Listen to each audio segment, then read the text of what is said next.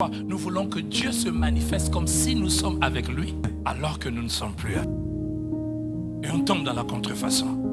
On commence à s'occuper des choses secondaires. Savez-vous pourquoi Roboam avait refait des boucliers, mais en bronze? On devait garder la même image, mais pas le même fond. On devait garder la même impression, mais pas les mêmes réalités intérieures. Et c'est ça l'esprit de Python. On se préoccupe plus de ce que les gens pensent. On va penser que je n'ai plus Dieu. C'est pour cela que je dois continuer à prier. Peu importe ce que les gens vont penser, mais tu n'as plus Dieu, frère. On va penser que je n'ai plus l'onction. Il faut que je fasse tomber les gens. Mais tu n'as plus l'onction. Même si les gens tombent, on va penser que je n'ai plus Dieu. Quand je chante, il faut que je fasse couler des larmes. Que des larmes sont des contrefaçons. Frères et sœurs,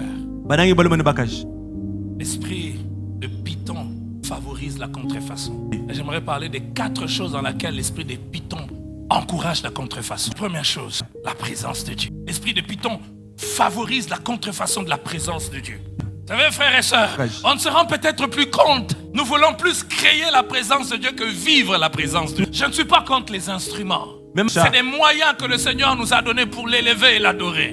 Mais que des fois, par la musique et par les instruments, on veut créer la présence de Dieu. On va bien régler les notes. On choisit des notes mélancoliques. Et les gens pleurent dans les cultes. Et quand ils pleurent, et on entend des commentaires. La présence de Dieu était très forte. Aïe, aïe, aïe, aïe, aïe. La présence de Dieu était très forte. Frère, pensez-vous que la présence de Dieu est forte parce que les gens ont pleuré? Pensons-nous que la présence de Dieu était forte parce que les gens se sont agenouillés? Il n'y a qu'un naïf spirituel qui va croire en cela. La présence de Dieu elle est forte lorsque les hommes se répandent.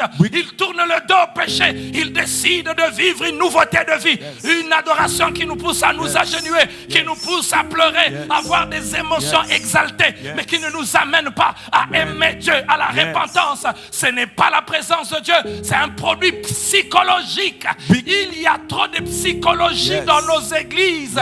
J'aimerais le dire très haut. Il y a trop de psychologie à telle enseigne que le prédicateur se laisse séduire. Il pense que quand il prêche avec la présence de Dieu, c'est quand les gens disent Amen. Pierre et Paul prêchaient. Ils n'avaient pas des amplificateurs. Ils n'avaient pas tous les moyens que nous avons, mais ils avaient la présence de Dieu. Les malades guérissaient pendant qu'ils prêchaient. Il n'y avait pas que des larmes. S'il faut qu'il y ait des larmes dans nos églises, ça doit être des larmes d'amour pour Dieu ou des larmes de repentance.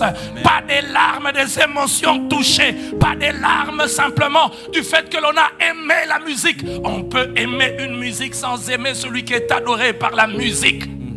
La présence de Dieu, on peut la fabriquer.